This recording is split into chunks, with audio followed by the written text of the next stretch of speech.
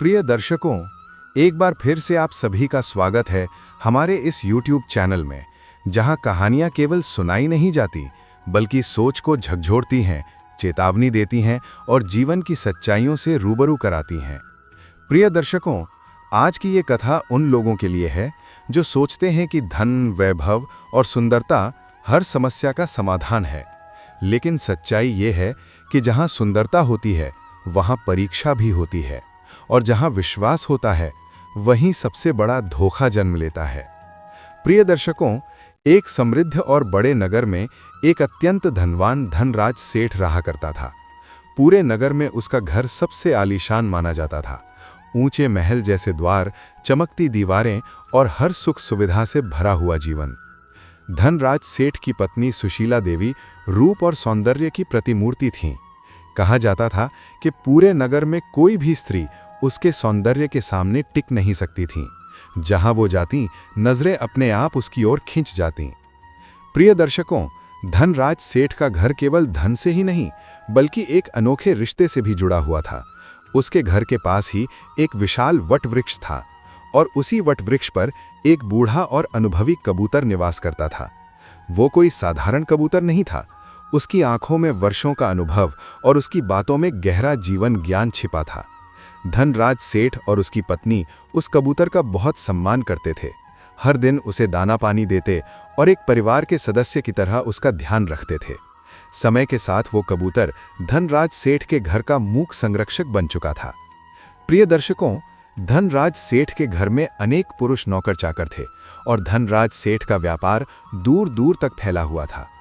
अक्सर व्यापार के काम से धनराज सेठ को कई कई दिनों के लिए नगर से बाहर जाना पड़ता था।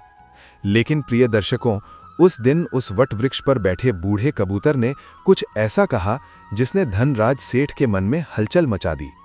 कबूतर ने गंभीर स्वर में कहा, धनराज सेठ जी, आपको अपनी पत्नी को इस प्रकार अकेला छोड़कर नहीं जाना चाहिए। धनराज चौंक गया। उसने आश्चर्य से कबूतर की ओर देखा और बोला, कबूतर मित्र, तुम ऐसा क्यों कह रहे हो? क्या तुम्हें किसी अनहोनी का आभास हुआ है? प्रिय दर्शकों, तब कबूतर ने गहरी सांस ली और बोला, धनराज सेठ जी, ये बात केवल शब्दों में समझाई नहीं जा सकती। इसे समझने के लिए आपको एक कहानी सुननी होगी। एक ऐसी कहानी जो सुनने के बाद आप कभी किसी स्त्री को अकेला छोड़ने की भूल नहीं करेंगे। धनराज कुछ क्षण मौन रहा, फिर गंभीर स्वर में बोला, ठीक है कबूतर मित्र, यदि इस कहानी में कोई सीख छिपी है तो मैं इसे अवश्य सुनना चाहता हूं। तुम अपनी कहानी शुरू करो। प्रिय दर्शकों, और इसके साथ ही वट वृक्ष पर बैठे उस बूढ़े कबूतर ने अपनी वो कहानी शुरू की जो आगे चलकर एक राजा, एक पुत्री, विश्वासघात और भयावह परिणामों की दर्दनाक दास्तान बन गई। कबूतर कहता है, किसी राज्य में महाराज वीरसेन राज करते थे। महाराज वीरसेन कुछ सन की किस्म का राजा था। एक बार राजा भ्रमण करते करते जंगल में चले गए। जंगल में घूमते घूमते उनकी भेंट एक सन्यासी से होती है। वो सन्यासी एक पाखंडी था। महाराज वीरसेन साधु संतों पर बहुत भरोसा करता था। उस साधु को देखकर राजा के मन में कुछ जिज्ञासा उठी। राजा ने सन्यासी को अपना परिचय दिया और पूछने लगा, हे साधु महाराज, बहुत पहुंचे हुए मालूम पड़ते हैं। मेरी रानी इस समय गर्भवती है। मैं जानना चाहता हूं कि उसकी कोख से पुत्र होगा या पुत्री। सन्यासी ने कहा, राजन, मैं ये तो नहीं जानता कि तुम्हारी रानी की कोख से पुत्र होगा या पुत्री, पर इतना जरूर कह सकता हूं कि अगर तुम्हारी रानी ने किसी पुत्री को जन्म दिया तो तुम्हारा सर्वनाश हो जाएगा। प्रिय दर्शकों, सन्यासी की ये बात सुनकर राजा बड़ा भयभीत हो गया। सोचने लगा कि अगर मेरी रानी ने किसी पुत्री को जन्म दे दिया तो मैं कहीं का नहीं रह जाऊंगा। यही बात सोचकर राजा को बेटी के नाम से नफरत होने लगी। उसने अपनी रानी से आकर के ये बात कही कि हे रानी, भूल से भी हमारे घर में पुत्री का जन्म नहीं होना चाहिए। अगर हमारे घर में पुत्री पैदा हुई तो मैं तुम्हें जान से मरवा दूंगा और उस पुत्री को भी मार डालूंगा।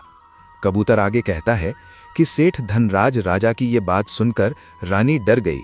वो जानती थी कि राजा बड़ा ही जिद्दी किस्म का है। अगर पुत्री का जन्म हो गया तो वो उसे मरवा सकता है। अब तो रानी रोज भगवान से प्रार्थना करती थी कि हे परमात्मा, मुझे पुत्री मत देना, वरना राजा उसे जीवित नहीं छोड़ेंगे। प्रिय दर्शकों, भगवान की कृपा से महाराज प्रताप की रानी ने सर्वप्रथम एक पुत्र को जन्म दिया। ये देखकर रानी और राजा बहुत प्रसन्न हुए। राजा तो इसीलिए प्रसन्न हुआ कि पुत्री नहीं हुई, किंतु रानी इसीलिए प्रसन्न हुई कि अगर पुत्री होती तो कन्या हत्या का दोष लगता। प्रिय दर्शकों, कुछ समय बाद रानी ने फिर से गर्भ धारण किया। बच्चे का जब जन्म होने का समय आया, उसी दौरान राजा को किसी जरूरी काम से दूसरे राज्य में जाना पड़ गया और उसे लौटने में कई दिन लगने वाले थे। जाते जाते राजा अपनी रानी से कह गया कि यदि तुम्हारे गर्भ से बेटी का जन्म हो तो उसे मरवा देना, मैं बेटी का चेहरा नहीं देखना चाहता। कबूतर आगे कहता है कि इतना कहकर राजा तो चला गया और उसे अपने नगर लौटने में कई माह का समय लग गया। लेकिन इसी दौरान रानी ने एक पुत्री को जन्म दिया। जिस बात का डर था वही हो गया। बेटी को देखकर रानी घबरा गई। सोचने लगी कि राजा के आदेश के अनुसार बेटी की हत्या करनी पड़ेगी। ये निंदनीय काम मैं कैसे करूंगी? मैं एक माँ हूं और मेरे लिए जितना मुझे बेटा प्यारा है उतनी ही बेटी प्यारी है। अब तो बेटी को देख करके रानी एकदम से रोने लगी और कहने लगी, हे भगवान, अब मैं क्या करूं? कन्या हत्या का पाप बहुत बड़ा होता है। पूत कपूत हो सकता है पर माता को माता नहीं हो सकती। रानी बहुत बड़े धर्म संकट में फंस चुकी थी। रानी को रोता हुआ देखकर रानी की दाई माता कौशल्या पूछने लगी, हे रानी माता कौशल्या, घर में पुत्री हुई है, ये तो बड़े ही सौभाग्य की बात है, पर आप तो बैठी रो रही हैं, इसका क्या कारण है?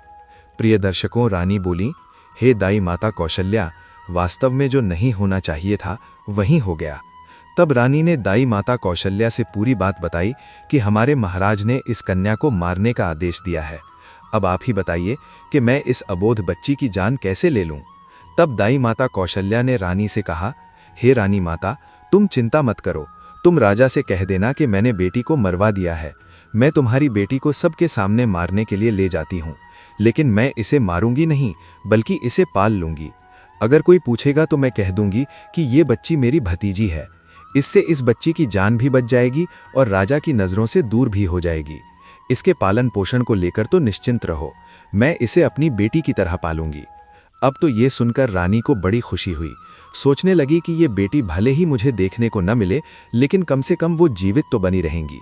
तब रानी ने बड़े उदास मन से कुछ आभूषण अपनी पुत्री के पालन पोषण के लिए उस दाई माता कौशल्या को दे दिए और दाई माता कौशल्या से रानी ने कहा, हे दाई माता कौशल्या, माँ, मैं तुम्हारा एहसान जिंदगी भर कभी नहीं भूलूंगी। जब तुम्हें धन की जरूरत पड़ेगी तो मैं तुम्हें इससे भी अधिक धन दौलत दूंगी, लेकिन मेरी बेटी का ये सच कभी खुलने मत देना। प्रिय दर्शकों, कबूतर आगे कहता है कि इतना समझाने के बाद में रानी ने अपनी उस बेटी को दाई माता कौशल्या के हवाले सौंप दिया और धीरे धीरे करके पूरे राज्य में और महल में ये खबर फैला दी कि दाई माता कौशल्या ने ले जाकर उस बेटी को मार दिया और उसे जमीन में दफना दिया। प्रिय दर्शकों, इधर क्या हुआ? उस बेटी को ले जाने के बाद दाई माता कौशल्या ने उस बेटी का बहुत अच्छे ढंग से पालन पोषण करना शुरू कर दिया। जब कुछ दिनों के बाद महाराज वीरसेन अपने राजमहल में लौट कर आया तो राजा को भी यही बात बताई गई कि आपके जाने के बाद रानी ने एक बेटी को जन्म दिया था और उस बेटी को आपके आदेश के अनुसार मारने के बाद जमीन में दफन कर दिया। प्रिय दर्शकों, ये सुनकर राजा को बड़ी खुशी हुई। इधर दाई माता कौशल्या उस बच्ची को अपनी भतीजी बताकर पालने लगी और उस बच्ची को जब भी रानी को देखने की इच्छा होती थी तो दाई माता कौशल्या उसे लेकर राजमहल में चली आती थी। उस बच्ची को देख करके रानी की ममता उमड़ने लगती। रानी चोरी चुपके उस बच्ची से प्यार कर लिया करती थी। किसी के पूछने पर दाई माता कौशल्या उसे अपने भाई की लड़की बताती थी। कन्या को देखकर रानी को बड़ा सुकून मिलता था। वो उस दाई माता कौशल्या को धन, वस्त्र, आभूषण दे दिया करती थी। इधर रानी के आदेश के अनुसार उस दाई माता कौशल्या ने बेटी की परवरिश में किसी प्रकार की कोई कमी नहीं छोड़ी। अब तो धीरे धीरे करके वो बेटी बड़ी होने लगी। धीरे धीरे वो जवान होती चली गई।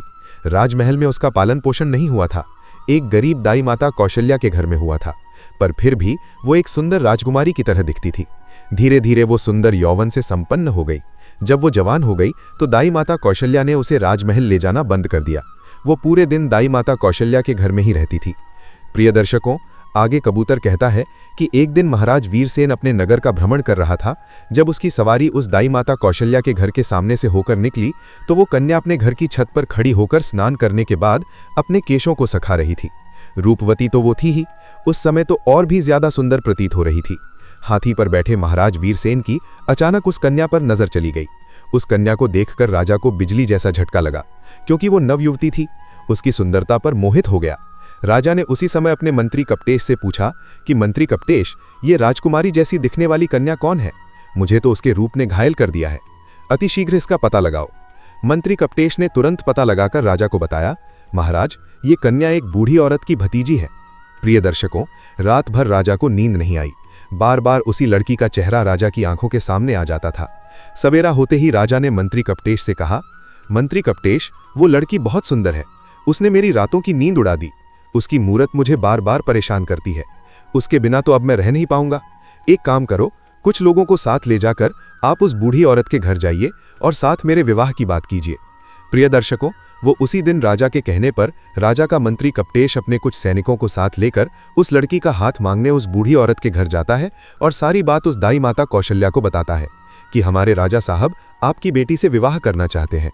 आपकी पुत्री को राजा साहब अपनी रानी बनाना चाहते हैं। मंत्री कपटेश के मुख से ऐसे शब्दों को सुनने के बाद में दाई माता कौशल्या के एकदम से होश उड़ गए। दाई माता कौशल्या मन में सोचने लगी, हे भगवान, ये कैसा अनर्थ होने जा रहा है। आखिर अब मैं क्या करूं? ये कन्या तो उसी राजा की बेटी है और राजा इस बात को नहीं जानता है। अब उसी समय उस बूढ़ी मां ने साफ इनकार करते हुए कहा, भाई, मैं एक गरीब स्त्री हूं।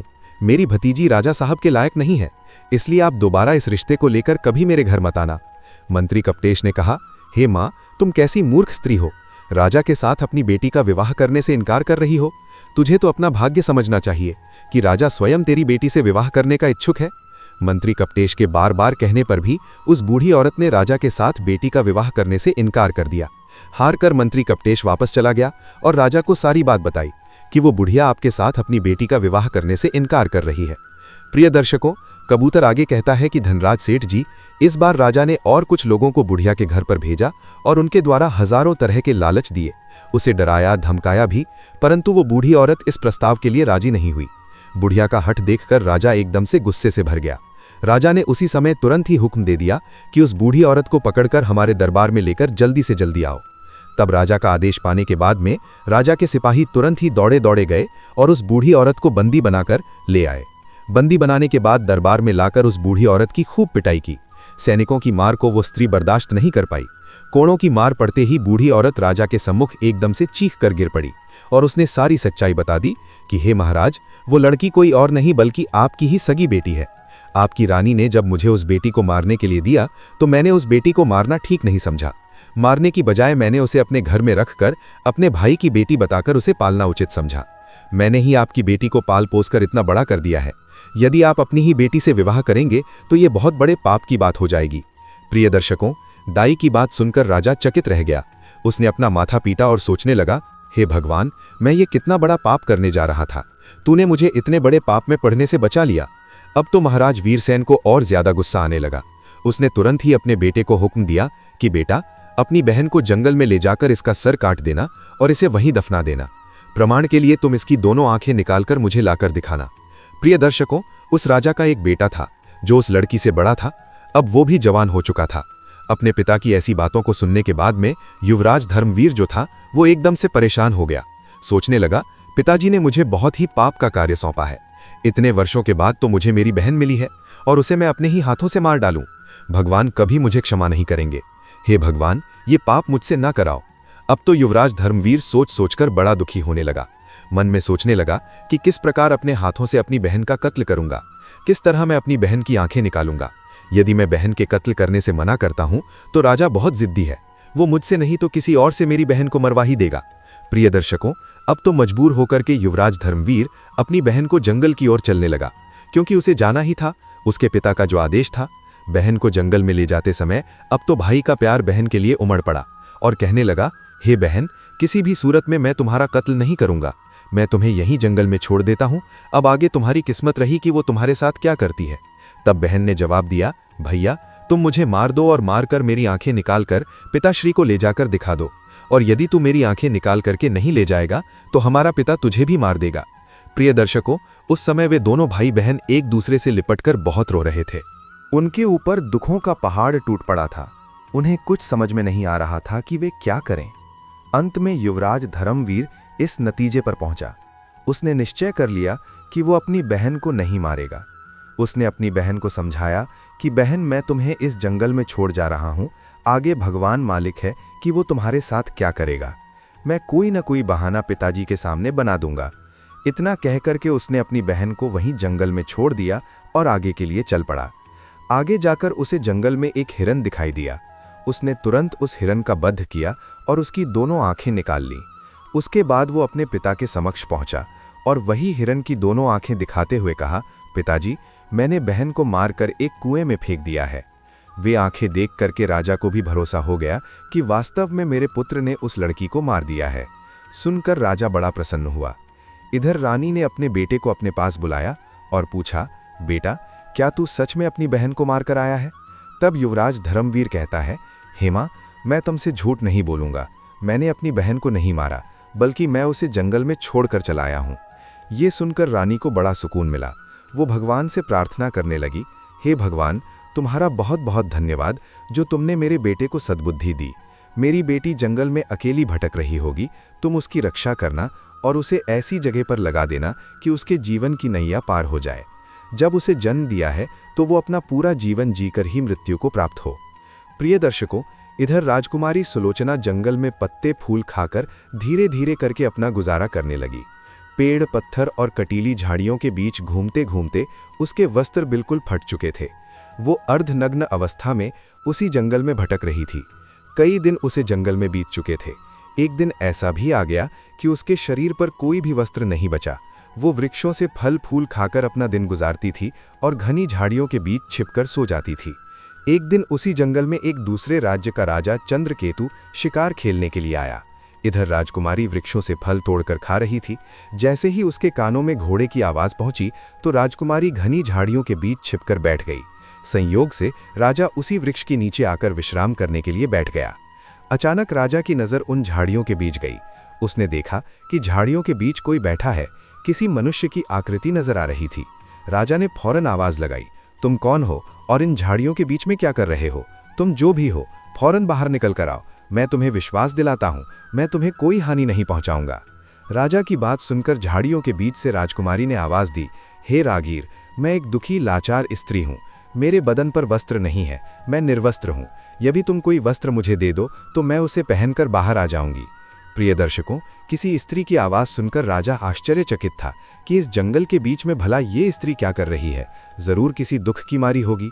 तब राजा ने जो चादर अपने गले में डाला था उसे झाड़ियों के बीच फेंक दिया और उसके बाद उस राजकुमारी ने अपने बदन को उस चादर से अच्छी तरह से ढका और उसके बाद वो राजा चंद्रकेतु के सामने आई। राजा ने जब उसकी सुंदरता को देखा तो वो उसे देखता ही रह गया। सोचने लगा, वाह, इतनी सुंदर स्त्री मैंने अपने जीवन में पहले कभी नहीं देखी है। किसने इसे जंगल में छोड़ दिया है? ये तो हमारी रानी बनने के योग्य है। तब राजा ने अपने बारे में राजकुमारी को बताया और बोला कि सुंदरी, तुम जो भी हो उससे मुझे कुछ मतलब नहीं है। अब मैं तुम्हें अपनी रानी बनाना चाहता हूँ। राजा की बात सुनने के बाद में वो राजकुमारी भी उसकी पत्नी बनने के लिए राजी हो जाती है। कहते हैं, डूबते को तिनके का सहारा ही बहुत है। यहाँ तो फिर भी एक युवराज धर्मवीर था जो उसे अपनी पत्नी बनाना चाहता था। कबूतर आगे कहता है कि धनराज सेठ जी, इसके बाद राजा उस कन्या को अपने घोड़े पर बैठाकर अपने राज्य में आया तो सबसे पहले वो अपने पिता के समय के एक बुजुर्ग मंत्री के घर पहुंचा और उस लड़की को उस बुजुर्ग मंत्री के घर छोड़ दिया और उससे कहा कि हे काका, आप ऐसा समझो कि ये तुम्हारी बेटी है और मैं इस लड़की से विवाह करूंगा। यदि मैं इसे ऐसे अपने महल में ले जाता हूं तो लोग कहेंगे कि राजा किसी को कन्या को भगा लाया है। इससे मेरी मान प्रतिष्ठा पर ठेस पहुंचेगी। मैं इससे विधि विधान के अनुसार विवाह करके इसे अपने घर ले जाना चाहता हूं। तब तक ये तुम्हारे घर तुम्हारी बेटी बनकर रहेंगी और मैं कल कई लोगों के साथ तुम्हारे घर पर रिश्ता मांगने आऊंगा और फिर इसे ब्याह कर अपने घर ले जाऊंगा। मंत्री कपटेश ने जवाब दिया, महाराज, ये आपकी अमानत है और ये अब मेरी बेटी है। जब आपका मन करे तब आप इसे ब्याह कर ले जाना। मैं तब तक इसका ठीक से ख्याल रखूंगा। प्रिय दर्शकों, अगले दिन राजा का सेनापति क्रूरवीर और उसका मंत्री कपटेश उस बूढ़े मंत्री कपटेश के घर पर गए और उस राजकुमारी का अपने राजा के लिए हाथ मांगा। फिर उसके बाद 1-2 दिन में उसकी मंगनी और विवाह भी कर लिया। विवाह करने के बाद राजकुमारी राजा चंद्रकेतु की पत्नी बनकर रहने लगी। अब तो दोनों बहुत ही प्रसन्न थे। राजा सुंदर रानी पाकर खुश था और राजकुमारी घर और पति पाकर प्रसन्न थी। राजा चंद्रकेतु से शादी के बाद भी अपनी पत्नी से कभी उसका परिचय नहीं पूछा। इसी प्रकार से दोनों को एक साथ रहते रहते 2 वर्ष बीत गए। धीरे धीरे वो समय भी आ गया जब रानी ने पुत्र को जन्म दिया। अब तो राजा चंद्रकेतु और भी ज्यादा खुश हो गया। एक दिन राजा ने अपनी रानी से पूछा, हे प्रिय, अब हम दोनों एक पुत्र के माता पिता बन चुके हैं। हमारा संबंध अटूट हो गया है। अब तुम मुझे अपने कुल खानदान और अपने अतीत के बारे में समझाओ। तब राजकुमारी ने किसी प्रकार से उस बात को टाल दिया। इसी प्रकार से कई वर्ष बीत गए। कुछ समय बाद रानी ने फिर एक पुत्र को जन्म दिया। तब राजा ने फिर से अपनी रानी से वही बात दोहराई। राजकुमारी अपने बीते कल की बातें अपने पति को नहीं बताना चाहती थी, लेकिन राजा ने उनका अतीत जानने की बहुत इच्छा जताई। रानी भी जानती थी कि राजा साहब उनसे बहुत प्रेम करते हैं। तब राजकुमारी ने राजा के पूछने पर अपने जीवन की सारी कहानी सच सच कह सुनाई। जब राजा ने राजकुमारी के मुख से ऐसी दुख भरी दास्तान सुनी तो उसकी भी आंखों में आंसू आ गए। राजा उसके पिता को धिक्कारने लगा। उसके बाद रानी से बोला कि हे रानी, अगर मैं तुम्हें तुम्हारे पिता से मिलने ले चलूं तो क्या तुम मेरे साथ चलोगी? प्रिय दर्शकों, उस राजकुमारी ने अपने पिता से मिलने से इनकार कर दिया। राजा ने बहुत आग्रह किया कि तुम्हें एक बार अपने पिता से जरूर मिलना चाहिए। राजा के बार बार निवेदन करने पर रानी अपने पिता से मिलने को तैयार हो गई। अगले दिन राजा ने महाराज वीरसेन के यहाँ जाने का निश्चय किया। रथ सजवा गया, जाने की पूरी तैयारी हो गई। तभी राजा के पास एक जरूरी काम आ गया। राजा को बहुत जरूरी अपने दूसरे शहर में जाना था। तो राजा ने अपने मंत्री कपटेश और सेनापति क्रूरवीर से कह दिया कि तुम सेना की एक टुकड़ी लेकर रानी के साथ चले जाओ, मैं अपना काम निपटाकर वहीं पहुंच जाऊंगा। प्रिय दर्शकों, इस प्रकार राजा चंद्रकेतु ने अपने मंत्री कपटेश और सैनिकों के साथ में अपने रानी और बच्चों को महाराज वीरसेन के राज्य को रवाना कर दिया। रानी को भली भांति समझा दिया कि अपने पिता के यहाँ जाकर तुम घबराना मत, मैं तुम्हारे पहुंचने से पहले तुम्हारे माता पिता के यहाँ पहुंच जाऊंगा। प्रिय दर्शकों, इधर राजा चंद्रकेतु का मंत्री कपटेश और सेनापति क्रूरवीर कुछ सेना को साथ लेकर राजकुमारी के साथ महाराज वीरसेन के राज्य की तरफ चल पड़े। राजा चंद्रकेतु के राज्य से महाराज वीरसेन का राज्य काफी दूर था, इसलिए चलते चलते रास्ते में ही उन्हें शाम हो गई। एक जगह पर उन्होंने अपने डेरा तंबू जमा दिए, रात भर वहीं रुकने का निश्चय किया। प्रिय दर्शकों, जहां पर राजकुमारी का डेरा लगाया गया था, उसी जगह पर मंत्री कपटेश ने भी अपना डेरा लगा दिया। ठीक उसके बराबर में मंत्री कपटेश का डेरा देख करके राजकुमारी ने जवाब दिया, हे मंत्री कपटेश, क्या तुम जानते हो कि मैं एक राजा की बेटी हूं और एक राजा की पत्नी भी? तुम मेरे बराबर में ये डेरा क्यों लगवा रहे हो? तुम अपना डेरा ले जाकर कहीं दूसरी जगह लगाओ। तब मंत्री कपटेश ने जवाब दिया, हे रानी साहिबा, महाराज ने हमें आपकी देखरेख के लिए भेजा है। यदि आपको और आपके बच्चों को कुछ हुआ तो हम राजा को क्या जवाब देंगे? प्रिय दर्शकों, इधर राजकुमारी के बार बार मना करने पर भी मंत्री कपटेश बिल्कुल नहीं माना। फिर क्या हुआ? इधर शाम को सबने खाना खाया, रात्रि का समय हो गया। सभी लोग पैदल यात्रा चलकर आए थे। थके हारे होने के कारण वे सब जल्दी ही सो गए। रात्रि के दूसरे पहर में मंत्री कपटेश जो था राजकुमारी के डेरे में घुस आया। जैसे ही मंत्री कपटेश राजकुमारी के डेरे में घुसा तो तुरंत ही एकदम से राजकुमारी उठकर बैठ गई। वो मंत्री कपटेश की बुरी मंशा को भांप गई थी। अब तो राजकुमारी को अंदाजा हो गया था कि मंत्री कपटेश के मन में किसी न किसी प्रकार का जरूर खोट है। जैसे ही मंत्री कपटेश को राजकुमारी ने अपने डेरे में देखा तो एकदम से ललकार कर बोली, खबरदार, जो मुझे छुआ तो मेरे डेरे से तुरंत बाहर निकल जाओ। रानी ने मंत्री कपटेश को बार बार डेरे से बाहर जाने के लिए कहा, लेकिन मंत्री कपटेश ने कोई बात नहीं मानी। मंत्री कपटेश धीरे धीरे करके आगे बढ़ता ही चला गया। तब राजकुमारी ने जवाब दिया, हे दुष्ट मंत्री कपटेश, क्या तुम्हें अंदाजा है कि तुम ये क्या करने जा रहे हो? भलाई चाहते हो तो अभी डेरे से बाहर निकल जाओ। प्रिय दर्शकों, उस राजकुमारी की बात मंत्री कपटेश ने अनसुनी कर दी। तब उसी समय पर राजकुमारी ने अपने बड़े बेटे को मंत्री कपटेश के सामने खड़ा कर दिया और बेटे को सामने खड़ा करने के बाद में आर था। उस समय उसे कुछ दिखाई नहीं दे रहा था। उसके दिल और दिमाग में रानी का सुंदर चेहरा बसा हुआ था। मंत्री कपटेश एकदम आगे बढ़ा और तलवार निकालने के बाद राजकुमारी के बड़े बेटे का सिर धड़ से अलग कर दिया। बेटे का सिर कटने के बाद में रानी तुरंत ही समझ गई कि ये दुष्ट मंत्री कपटेश अब नहीं मानेगा। तो अपनी लाज बचाने के लिए रानी ने कुछ नरम रुख अपनाते हुए कहा, तुम थोड़ी देर ठहरो, मैं अभी आती हूँ। उसके बाद में जो तुम्हारे मन में हो वह तुम कर लेना। इतना कहने के बाद में रानी उस डेरे से बाहर निकल गई और वहां से भागकर जंगल में चली गई। सुबह होने तक रानी झाड़ियों में छुपी रही और जब वो सुबह होने पर लौटकर अपने डेरे में आई तो उसने क्या देखा कि उसके बेटे का सिर कटा हुआ पड़ा है।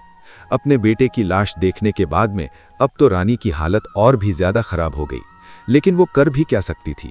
उस शैतान के सामने वो बेबस थी। बेटे की मृत्यु का गम अपने मन में छुपाए वह उनके साथ आगे को चल पड़ी। चलते चलते जब वो शाम के होने पर एक जगह पर और रुकी, अब तो दूसरी रात के लिए अगला डेरा डाला गया तो राजकुमारी के डेरे के पास में सेनापति क्रूरवीर ने अपना डेरा लगाया। तब राजकुमारी ने उस सेनापति क्रूरवीर को बुलाकर कहा कि तुम अपने डेरे को यहाँ से दूर हटा करके लगवाओ। तब सेनापति क्रूरवीर ने जवाब दिया, हे राजकुमारी, मेरी जिम्मेदारी है कि मैं आपकी सुरक्षा करूं। राजकुमारी के बार बार मना करने पर भी उस सेनापति क्रूरवीर ने अपने डेरे को वहां से दूर नहीं लगाया। प्रिय दर्शकों, अब तो राजकुमारी को सब समझ में आ चुका था।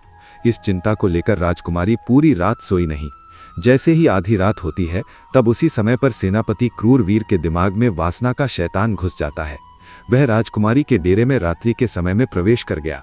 तो राजकुमारी ने उस दुष्ट सेनापति क्रूरवीर को भी ललकार कर कहा कि हे सेनापति क्रूरवीर, क्या तुम जानते नहीं कि मैं कौन हूँ? तुम्हें पता होना चाहिए, मैं एक राजा की पत्नी हूँ, राजा की बेटी भी। ये सब जानते हुए भी तुम मेरे डेरे में घुसे चले आ रहे हो। तुम तुरंत ही मेरे डेरे से बाहर निकल जाओ। प्रिय दर्शकों, वो दुष्ट सेनापति क्रूरवीर कहाँ मानने वाला था। उसके हृदय में तो काम वासना उत्पन्न हो गई थी। वह तो काम वासना के चक्कर में अंधा हो चुका था। इसीलिए राजकुमारी के बार बार निवेदन करने पर भी उस सेनापति क्रूरवीर ने राजकुमारी की एक नहीं मानी। जब वो रानी की ओर बढ़ने लगा तो राजकुमारी ने अपने छोटे बेटे को उस सेनापति क्रूरवीर के सामने खड़ा कर दिया और उसकी कसम दी कि तुझे मेरे बेटे की कसम है, यदि तुमने मेरे ऊपर बुरी नजर डाली भी। तो राजकुमारी के इन शब्दों को सुनने के बाद में उस सेनापति क्रूरवीर ने अपने मियानों से बेटे का सर काट करके अलग कर दिया। इस प्रकार से राजकुमारी के दूसरे बेटे का भी सिर कट गया। तब उसी समय पर राजकुमारी ने कहा, हे सेनापति क्रूरवीर, तुम थोड़ा सा रुको, मैं अभी आती हूँ। उसके बाद में जो तुम्हारी इच्छा हो वह तुम मेरे साथ कर लेना। प्रिय दर्शकों, कबूतर आगे कहता है कि धनराज सेठ जी, अब तो राजकुमारी वहां से भाग निकली और भागते भागते वह जंगल में चली गई। आगे जाकर उसे एक गहरी नदी दिखाई दी। अब तो राजकुमारी ने मन में ये दृढ़ निश्चय कर लिया कि जब मेरी संतान ही नहीं रही, मेरे बच्चे ही नहीं रहे, तो फिर ऐसे में मैं जीकर क्या करूंगी। ऐसा निश्चय करके वह मरने के उद्देश्य से नदी में कूद गई। परंतु पानी का बहाव इतना तेज था, जैसे ही रानी उस नदी में कूदी तो पानी का बहाव उसे एकदम खींच ले गया। जंगल के एक छोर पर नदी बहती हुई जा रही थी। नदी में बहते बहते वो जंगल के उसी किनारे पर जाकर पहुंची। सुबह हो चुकी थी। वहां पर दो सन्यासी महात्मा उसी नदी में अपने गुरु के वस्त्र धोने के लिए आए थे। उसी समय उन दोनों योगियों ने रानी को पकड़कर बाहर निकाल लिया। प्रिय दर्शकों, अब तो राजकुमारी के पैरों तले जमीन खिसक गई। अब राजकुमारी मन में सोचने लगी कि उस मंत्री कपटेश और सेनापति क्रूरवीर से मुझे जैसे तैसे छुटकारा तो मिल गया। अब यहाँ से इन दो योगियों ने मुझे घेर लिया है। जैसे ही दो योगियों ने राजकुमारी को पकड़ा, तब तक 4 सन्यासी महात्मा और आ पहुंचे। अब तो राजकुमारी और भी ज्यादा डर गई। सोचने लगी, अब तो मैं यहाँ पर और भी बड़ी मुसीबत में फंस गई हूँ। अब क्या होगा। प्रिय दर्शकों, वो रानी इतनी सुंदर थी कि जो कोई उसे देख लेता था वो पागल हो जाता था।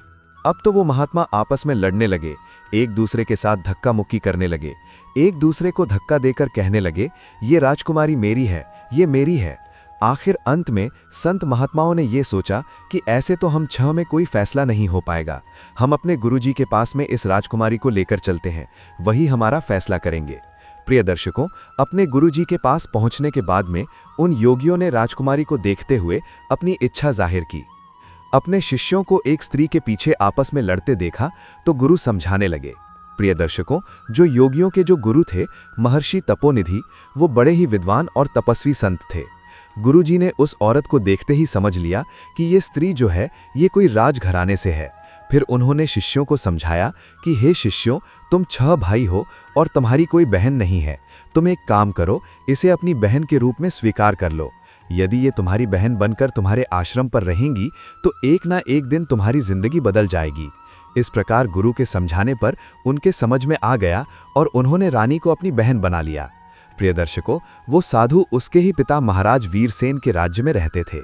अब तो उस राजकुमारी को पता चल चुका था कि वो अपने बाप के राज्य में प्रवेश कर चुकी है, जहाँ के राजा उसके पिता प्रताप हैं। रानी उन्हीं महात्माओं के आश्रम पर रहने लगी। वे 6 महात्मा उसे अपनी बहन की तरह रखते थे।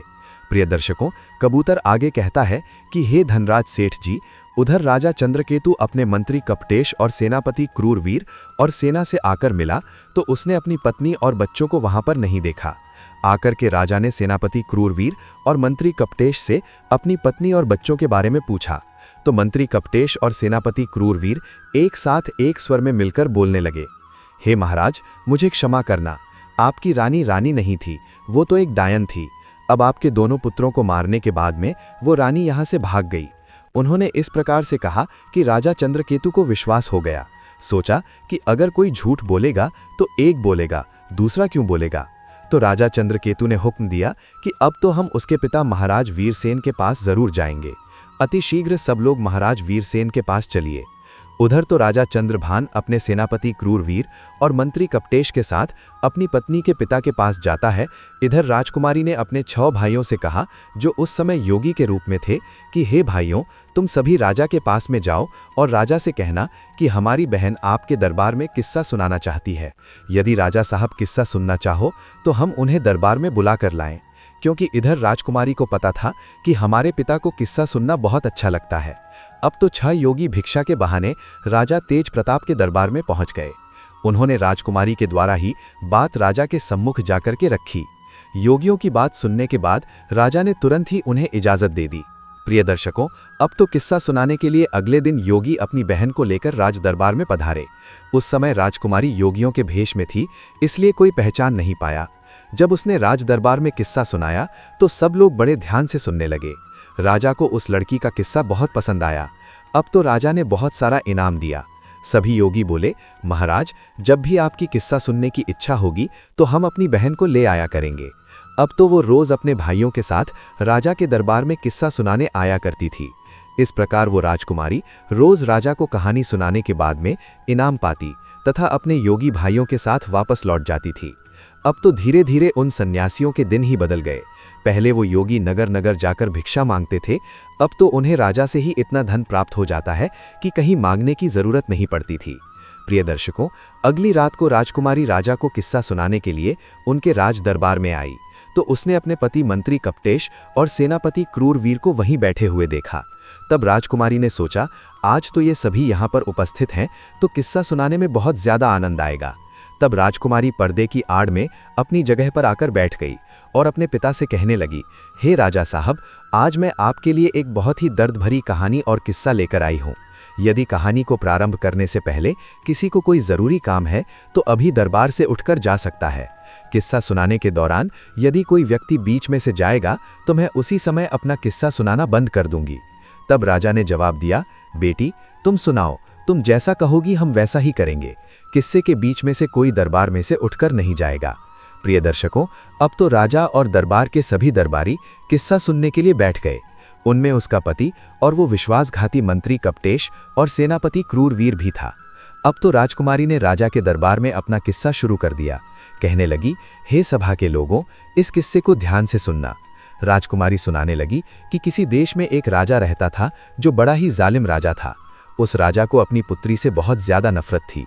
जब एक दिन उसके यहाँ एक बेटी ने जन्म लिया तो उसने अपनी बेटी को अपने बेटे के हाथ जंगल में मरवाने के लिए भेज दिया।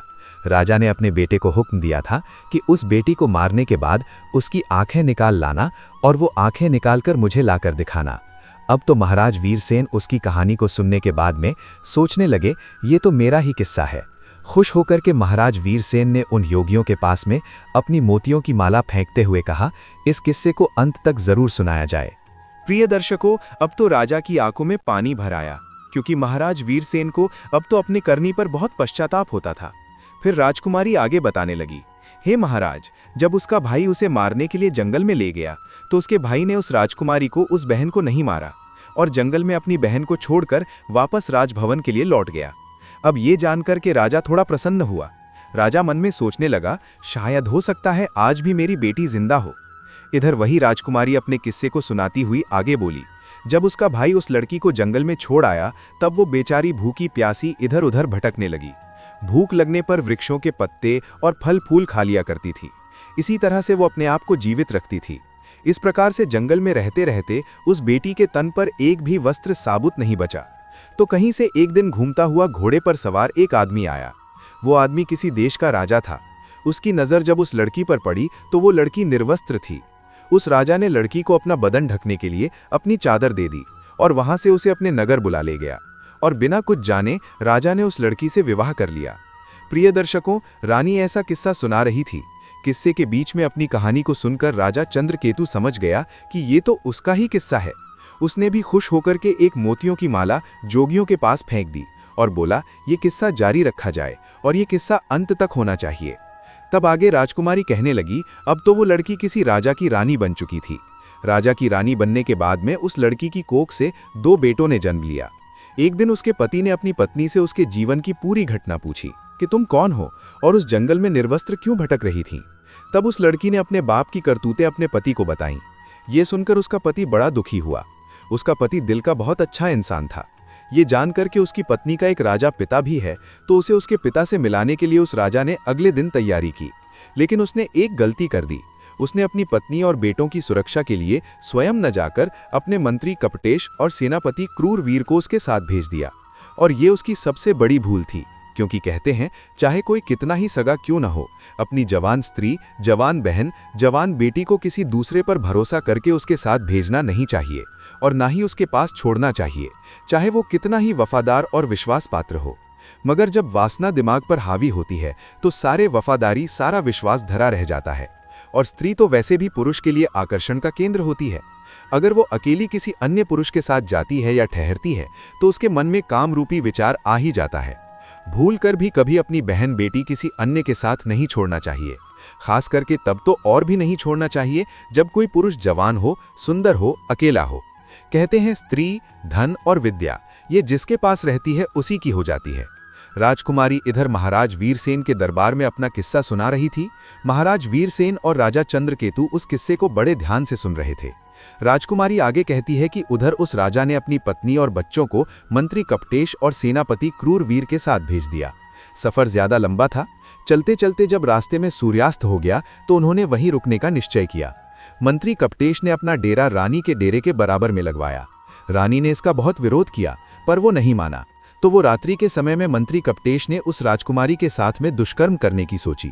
राजकुमारी के बार बार निवेदन करने पर भी वो दुष्ट मंत्री कपटेश नहीं माना, बल्कि उसने राजा के बेटे का भी कत्ल कर दिया। जब बेटे का कत्ल कर डाला तो रानी अपना धर्म बचाने के लिए मंत्री कपटेश से बहाना बनाकर जंगल में भाग गई। रात उसने जंगल में गुजार कर जैसे तैसे उस बेचारी ने अपने पतिव्रत धर्म को बचाया। जब दूसरे दिन को रानी अपने डेरे में वापस आई तो उसे अपने बेटे की लाश भी नहीं मिली। जैसे जैसे कहानी आगे बढ़ती जा रही थी तो उधर मंत्री कपटेश के होश खराब होते जा रहे थे। अब तो धीरे धीरे करके वो मंत्री कपटेश भी बहाना बनाते हुए राजा के दरबार से उठकर जाना चाहता था, तो राजा ने तुरंत ही उसे डांट कर बैठा दिया। तब रानी आगे किस्सा सुनाने लगी। अब दूसरे दिन को जब वो वहां से आगे को चले और एक जगह रास्ते में फिर डेरा तंबू लगाया तो उस रात सेनापति क्रूरवीर डेरे में घुसकर दुष्कर्म की लालसा से रानी के पास जा पहुंचा। रानी ने पहले तो उसे खूब ललकार कर समझाया कि वो यहां से चला जाए, लेकिन वो दुष्ट लौटने को तैयार नहीं हुआ। रानी ने उसे अपने छोटे बेटे की कसम दी। ये कहानी सुनकर सेनापति क्रूरवीर भी घबराने लगा। सोचने लगा ये तो मेरा भेद खुल रहा है। वो भी उठकर भागने को हुआ तो राजा ने डांटकर उसे भी बैठा दिया। राजा चंद्रकेतु ने कहा, क्यों भाई, सच्चाई तुमसे सुनी नहीं जा रही? वहां पर सेनापति क्रूरवीर भी अपना मुंह लटकाकर चुपचाप बैठ गया। इधर किस्सा जारी था। राजकुमारी कहने लगी, फिर उसके बाद सेनापति क्रूरवीर ने भी रानी के छोटे बेटे का कत्ल कर दिया। वो गलत भाव लेकर रानी के पास बढ़ता गया, तो उसी समय पर किसी न किसी प्रकार से वो राजकुमारी अपनी जान बचा करके वहां से भाग निकली और वहां से एक नदी में कूद गई। लेकिन उसकी किस्मत ने वहां पर उसका साथ नहीं दिया। वो बेचारी जिंदा बच गई। उस नदी में बहते बहते वो चली गई और जंगल के दूसरे छोर पर 6 योगियों के हत्थे चढ़ गई। और सन्यासियों ने भी उस राजकुमारी को अपनी पत्नी बनाना चाहा, परंतु उनके महान बुद्धिमान गुरुजी ने उन सन्यासियों से ये पाप होने से बचा लिया। और गुरुजी के बार बार समझाने पर सन्यासियों ने उस राजकुमारी को अपनी बहन के रूप में स्वीकार कर लिया। फिर वो भाई बहन अपने यहाँ जो राजा था उस राजा के यहाँ पर किस्सा सुनाने के लिए रोज अपनी बहन को ले जाने लगे। प्रिय दर्शकों, इतनी कहानी सुनाने के बाद में वो राजकुमारी अपना पर्दा हटाकर राजा के सामने आकर खड़ी हो गई। अपनी कन्या को देखकर महाराज वीरसेन भी पहचान गए और उधर अपनी पत्नी को देखकर राजा चंद्रकेतु की आंखें भर आईं। पत्नी को सामने देखकर राजा चंद्रकेतु बहुत प्रसन्न हुआ, लेकिन अपने पुत्रों की मृत्यु का दुख उसे खाए जा रहा था।